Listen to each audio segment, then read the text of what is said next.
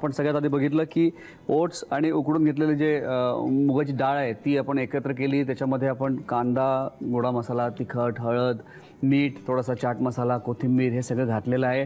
थोडंसं आणि आवश्यकतेनुसार 2-2.5 चमचे त्यात दही घातलेलं आहे आणि ते मिक्सचर आपण एकत्र करून घेतलेलं आहे। आता पुढे आपल्याला काय करायचं आहे, आपल्याला ते तीळ आहेत ते आपण इथे पसरूया आणि आपण एक इथे मी गॅस ऑन केलेला आहे, पॅन ठेवलेला आहे आणि याच्या आपण एक गोल अशा चकत्या बनवूया।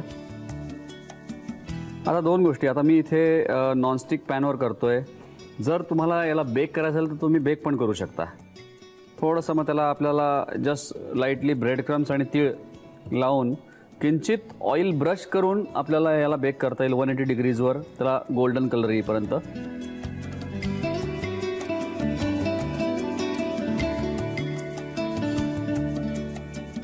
तर हे आपण कोट करून घेतलेलं आहे आणि आता याच्यावरती थोडंसं ऑइल टाकायचं आहे आपल्याला।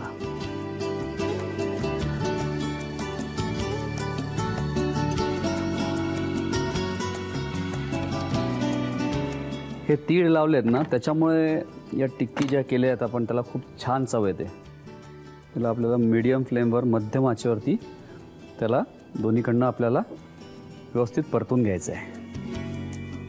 आणि याच्याबरोबर आहे ही ग्रीन चटणी, नॉर्मल आपण जी घरी करतो हिरवी चटणी, पुदिना, कोथिंबीर, हिरवी मिरची, आलं वापरून ती मी इथे केलेली आहे। मी आता याला दोन्हीकडनं व्यवस्थित भाजून घेणार आहे आणि प्लेटमध्ये सजवणार आहे।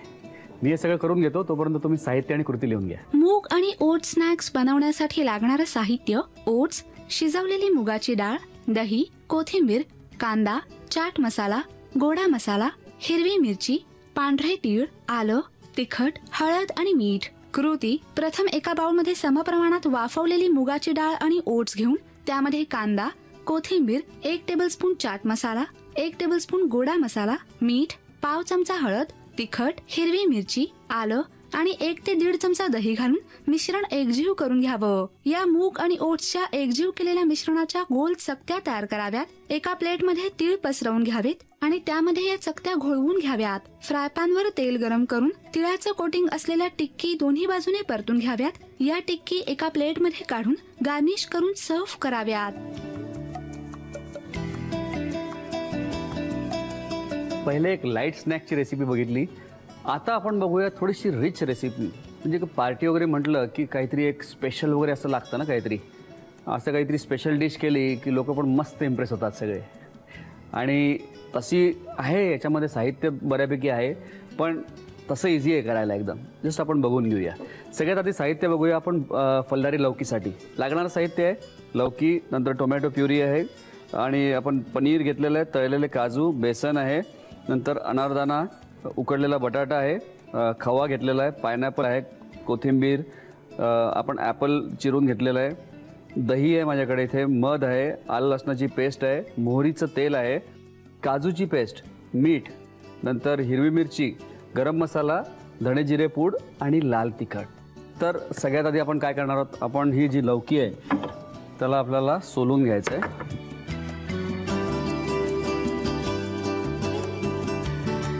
माझी आजी या सालाची चटणी खूप मस्त करायची, सुकी करायची ती तव्यावरती टाकून, तीळ वगैरे आणि बाकीच्या गोष्टी, तीळ असायचे त्यात, शेंगदाणे वगैरे टाकून खूप मस्त असायचे।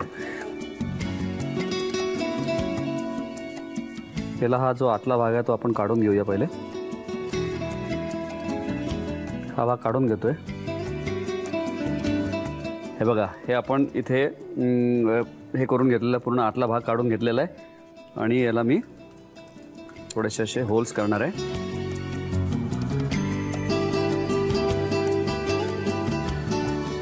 त्याला गरम तेलात मी तळून घेणार आहे।